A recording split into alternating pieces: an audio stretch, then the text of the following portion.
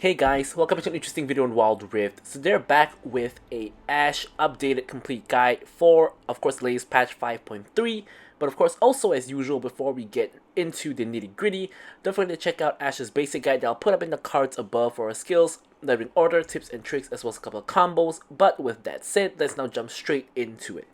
So, as you guys can see, basically now currently on-hit items and on-hit builds are basically the most popular on ADCs. Like any ADC that can build on-hit is going to build on-hit. Even some ADCs like Caitlyn and Zeri that traditionally wouldn't build on-hit also builds on-hit. So, of course, it's of no surprise that Ashe, who can build on-hit, is going to have a on-hit build as her best option. So, despite building on-hit, we're not going to start off with the Swiftness boots. We're going to actually start off with the Gluttonous Greaves for the AD and the Omnivamp. And then we are going to go into Terminus first item. Now, you could go for Bork first item as well, but why most people have realized that Terminus is a really good first item, because basically just look at the pure stat line. Like, Bork is 25 AD and 35% attack speed, whereas Terminus is 30% attack speed and 40 AD. Now, the 40 AD versus 25 does make a very big difference, and you only really sacrifice a little bit of attack speed for that, and furthermore, you get magic damage on hit. And you also get the stacking resistances and the stacking penetration. Now, stacking resistances, even in the early game, can be a pretty big deal because ADCs have very little resistances, so just that little bit extra is always going to be good. Then we, of course, go into Bork. More of the same stats, we get Physical Vamp as well, and we, of course, get the current health on-hit damage as well as the Drain passive, which can come in handy multiple situations. So, of course, Runance is going to be core on majority of on-hit builds nowadays. Of course, Runance not only allows you to attack 3 people at the same time, but also gives you more attack speed, more on-hit, and a little bit more AD. Also, of course, with Lethal Tempo and with Ashe's long range, of course, we have Runance being able to hit people a mile away. And then for the last two items, we have Wit's End here, which is going to give you AD as well as Magic Resist. Of course, more on-hit damage and healing. Now, Wit's End can be swapped out with other items if you prefer. Even like Maw could work as well. And last item here, I have a defensive option, which again, you can swap out with other defensive options as well, like Maw, for example. So here we have Immortal Shield Bow, basically for mainly the shield, of course. And yeah, that's pretty much it. So, Runes, we have Lethal Tempo, of course, for the bonus range and attack speed. More so for the range, honestly, because we have a lot of attack speed already. Brutal, of course, because we attack so many times. Giant Slayer generally is going to be the best here to counter the health. However, if you're against a full squishy team, then you can, of course, go for Coup de Grace. Bloodline here, because we have so much attack speed, I think getting a little bit more healing is probably going to be more beneficial. And Bone Plating, just for defensive capabilities. Generally, always going to go for Flash as well as Ghost.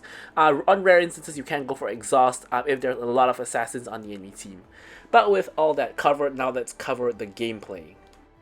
So into the gameplay now, and of course, as usual, guys, don't forget to like, comment, and subscribe. Any questions, queries, or remarks, feel free to leave them in the comments below, and of course, be sure to address them.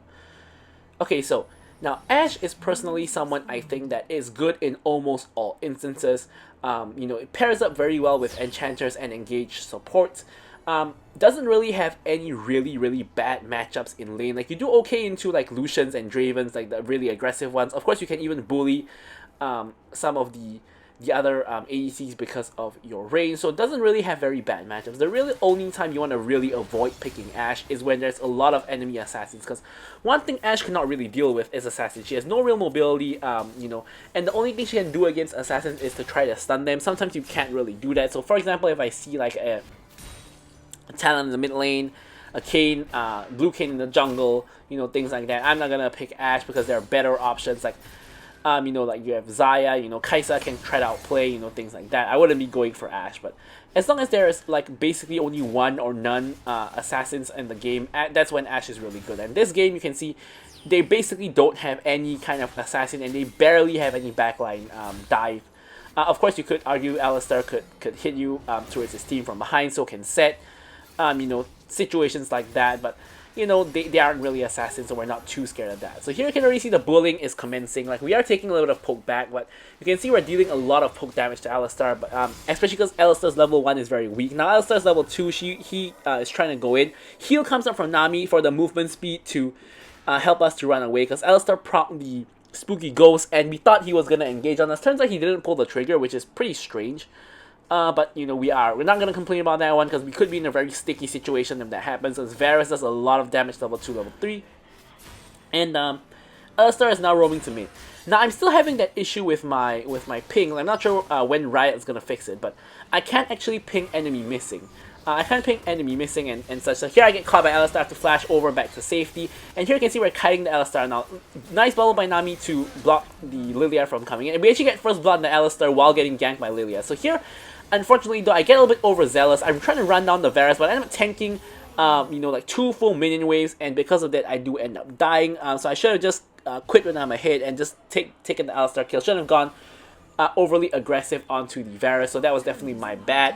I was trying to push the limits there a little bit. I thought I could get the kill onto the Varus as well, which I technically could. Like, if the Lilia wasn't there, I would have killed the Varus despite the minion wave, although I probably would have died right after. Or if the minion wave wasn't so big, you know, I wouldn't have died so easily. But, you know, the situation is exactly what the situation is, so no point, you know, complaining about this and that.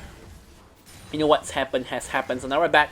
Thankfully, though, the death timer is really, really short, and we run back to lane really quickly, so we don't actually miss out on most of the minion wave. Like, we barely lost minions, so you know, it's all good. We still have a really, really good lead against the Varus, just based off of that kill, and just based off of good CSing and zoning him away from minions. And yeah, so Alistar, as long as you know, he is not engaging on us, which he is right here, we're gonna be fine. We are actually level 5 though. We are getting a bunch of damage, and we do end up just straight up dying to the Varus in lane. Now, as I mentioned, we cannot really disrespect, because if we do that, we're just gonna die, which is exactly what happened here, simply because Varus does a lot of damage. Now, see, Alistar's getting run down. He pops his Unbreakable Will, and yeah. So, yeah, you know, as long as Alistar gets a good engage, Varus can follow up. You know, we are gonna die, because Varus is one of those champs that, you know, does insane damage.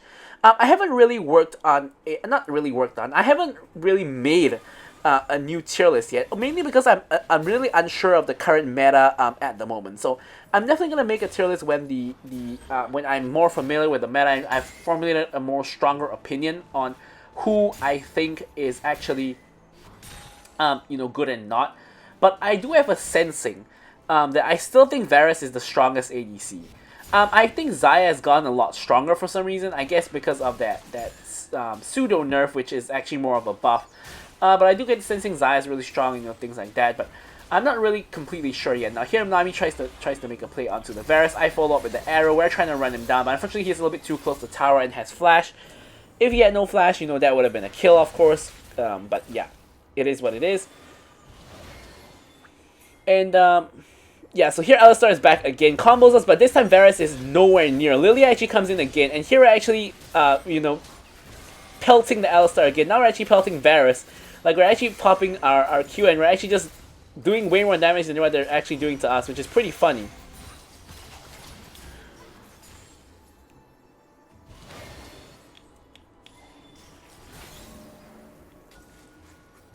Enemy slain. So yeah, yeah, of course, because we died like a couple of times, we can't really bully Varus as much. The funny thing is that despite Varus being 1-0-1 and I'm 1-2, I actually have like 500 more gold than him, so I have a pretty big gold advantage against him. Like, I'm not sure how that has happened. He probably wasn't farming very well. That's the only real explanation I can really give you. But yeah, so yeah, here my team is actually doing the Herald, whereas the enemy team is doing the Dragon, so no reason to contest at all. I am just going to back. I do have my ult though, so I was considering ulting down to the Herald, but it's really just the Alistar that is really there. He actually punts Hecarim out of the pit. Now Set and Asol are rotating to the fight as well. Enemy team does pick up the Dragon, of course, and a huge fight at the Herald. I'm thinking that it's going to be a free Herald because our jungler is there, but then our jungler dies, and now it's kind of up in the air, and the enemy team actually steals it, which is pretty unfortunate to say the least. So the game's going a little bit sideways at this point, but it's still a pretty even game state. The Camila has a pretty big lead against Set, but at the same time, me and Asol have small leads over our counterparts, but we have Lilia with a pretty decent lead over Hecarim. So it's basically a pretty even game state overall. Now here, because Alistar is roaming, I'm actually gonna just go for tower plates, because Varus is gonna find it difficult to defend the tower by himself. And with Nami with me, she has summoner heal, she has her own heal. Even if I get ulted by Varus and full combo, I don't die, because Varus doesn't have that kind of damage to one shot. Now Alistar is coming back, so we need to kind of make our way back. So Nami actually bubbles onto the Varus, and now Alistar is actually going in for Nami, but Varus is nowhere close. I'm actually pelting Alistar for free here. Now, 2-man bubble into 2-man wave into my ulti. I'm going to ignore Alistar, focus Varus. I'm focusing Varus. Varus is down. And now Alistar is running for the hills. And he can't really do very much except just run away. Of course, we can't kill him, but, you know, we do kill the Varus and we do chase him away. So pretty good stuff. Brings us to a 1k goal lead against the Varus. And now we have Terminus as well as an additional longsword. So we're definitely in a pretty good situation here. And yeah, so Ashe is actually really good against people who have low mobility. So people like Varus, for example, if you get an auto on him, it's really hard for him to escape. People like Set and Alistar, like tanks in general, especially against on-hit Ashe, is going to have a lot of trouble because Ashe can basically just run them down. Like, for example, if Alistar is ever alone, even if he full combos you into a stun, you can basically just run him down and kill him. And same thing for... not really same thing for Set, but if you play around Set properly in the sense that you kite him to a point where he cannot reach you with his ulti or his E, you can also basically literally just run him down. So it's kind of funny how that works. You may or I'm not sure if you actually see that in this game, but I've definitely done that to a number of sets over the games. But yeah, so here we're just clearing the vision. Not the vision, clearing the minions. Sorry. And Alistar is just perma roaming. So this Alistar has like a perma roaming playstyle. He's just leaving Varus alone. And now my Nami's gonna roam as well. But yeah, we haven't really been able to fully take advantage of it. We haven't been able to like kill Varus on repeat or anything like that. But we're still in a pretty good spot. As I say, we still have a really decent lead against Varus. So it's nothing too big of a deal to complain about.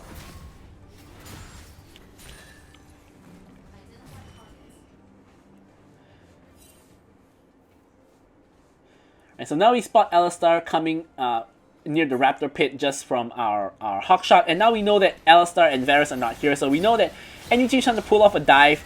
Here I'm just going to quickly stun the Lilia with my ulti, quickly kill her. Now for some reason Syndra was escaping this. I was trying to flash to secure the kill, but Asol gets it. Now we're going to focus Set because he's the more valuable target compared to the Alistar. So we're going to get him.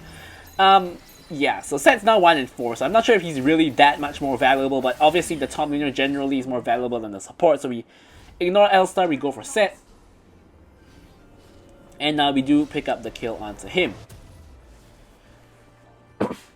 Alright, excuse me there. So now we're building towards our Bork. Of course, Bork is going to be a huge counter to Alistar as well as Set. Both of them are building Heartsteel, and you know that when you have double Heartsteel and you have the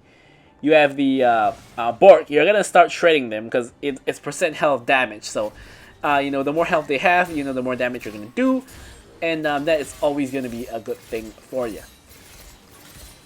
So you're again just clearing minions. Very uninteractive ADC gameplay, just clearing minions. Whenever you can. Now here, Set actually takes the Hex Gate into enemy territory. So here we get the move speed from Nami's Imperial Mandate. We're just attacking the Set. I mean, he's basically ignoring us. He's just going for Nami. Now here we find ourselves in a bit of a weird position where Alistar is going onto us with Lilia coming as well. Now Alistar is getting me to 1 HP. I'm like basically dying here.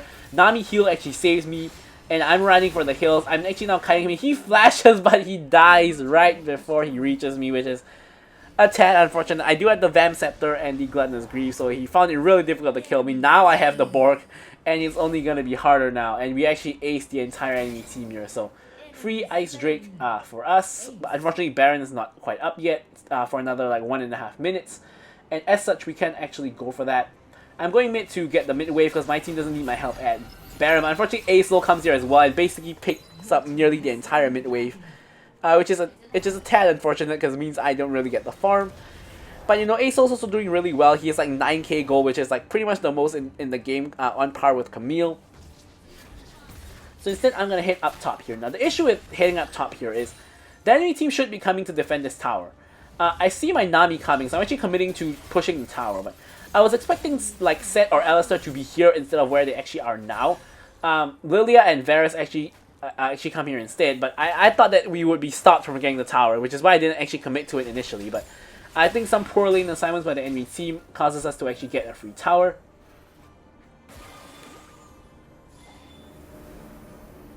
And yeah, so now we're going to rotate over to mid to prevent the Syndra from getting it. We knew Alistar was there, which is why we kind of path more towards this way.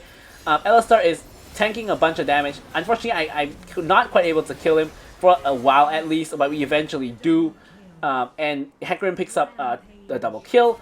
And at this point, everybody is dead except for the set. Now this time though, Baron is 7 seconds away from spawning right now, so we are going to be able to get the Baron. However, before that, we're going to get a little bit of mid lane prio, and we're going to quickly push out this wave, also getting more farm. Ashe is actually split pushing top, just taking free farm and just creating another point of pressure, kind of split pushing, I guess you could say, because he is on the opposite side of the Baron. But yeah, the Baron's gone for the enemy team anyway. They're all dead. They can't even do anything to contest it unless Set comes in to contest. But here we are going to back. Yeah, now we're going to, of course, try to make a play with the Baron. Now we get QSS here because there's a lot of CC on the enemy team, like Lilia, Sleep, Varus, ulti, Set ulti, you know, a lot of things you can QSS, so we definitely want to pick that one up.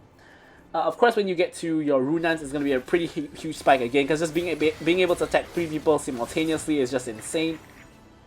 T-Hex is running down mid, and we're all with the T-Hex except Hecarim, who's busy farming his blue buff while we're trying to actually make a play with the Baron. Yeah.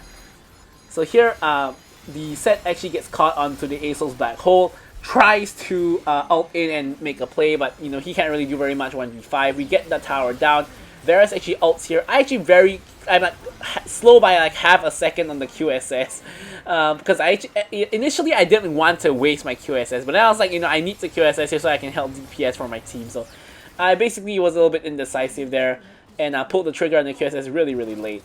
But here, enemy team still has Nexus Shield. We can't really end the game, so we actually should be trying to get other towers on other lanes. Like, it's really unlikely we end the game here because they still have Syndra and Alistar with the Nexus Shield up, so we can't really end the game. Like, you can see we're barely tickling the Nexus Shield. We finally get the Nexus Shield down, but we've run out of minions, and the enemy team is starting to respawn.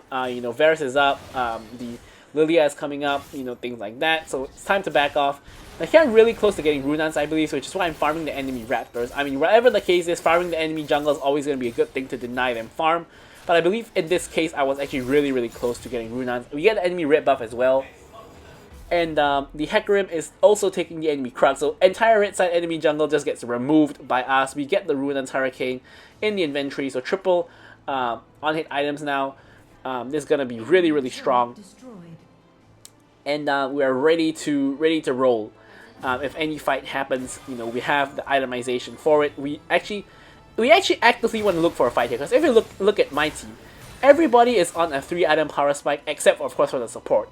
But everybody else is on a 3-item power spike, whereas on the enemy team, everybody on their team is on a 2-item power spike at most, except Varus. Like, Varus is even more behind than his Alistar. He only has 1 completed item. But everybody on my team is on 3 items, everyone on the enemy team is on 2 items, yet to complete 3rd item. Both Syndra and Lilia are trying to build towards Death Cap, have not gotten there yet. So now is really a good time to force a fight because we have an item advantage. Speaking of forcing a fight, Syndra comes in, we're able to basically kill her. Her ult actually does insane amounts of damage, but we basically lifesteal everything back off of attacking the enemy Gromp. So now here you can see the last dragon is coming out, but I'm not really interested in the last dragon because it's not slow for either team. So what I'm more interested in is this, you know, inhibitor tower. So what I'm trying to do is I'm trying to actually push in, hoping the enemy team would contest the dragon and get the inhibitor. But unfortunately, the enemy team decides to defend instead and gives us a free dragon, which if I was the enemy team, that's what I will be doing as well, because again, the dragon doesn't really matter. So since I can't get an inhibitor, I'm instead going to try to get the blue side jungle. So we've taken the Gromp just now we're going to go and take the blue buff. Basically just deny the enemy team as much farm as we can, and just press the advantage. Now, Camille's kind of split pushing on us on the map, but is recalling now, so I was trying to hope that she created a pressure point. Now here you see Alistar and Lilia on the way. Alistar has Dead Man's Plate, so he's really fast. He pops the Unbreakable Will, so I'm not really doing very much to him. I'm just tickling him, but we have full stack lethal tempo. Yeah, so here we get stunned by Syndra. We're going to flash away from the Set. We eventually kill the Alistar after attacking him for 10 years. And Set now goes down to now. Hecarim is now on the chase for the 2 carries. I think he's probably going to get them. Syndra is the last man standing, and here we have a wave to push in with, so we can use that to grab this tower. And here the enemy team actually surrenders, so that is gonna be the end of the game. So I'm gonna leave you guys with the stats as usual. Thank you guys so much for watching the video, and goodbye.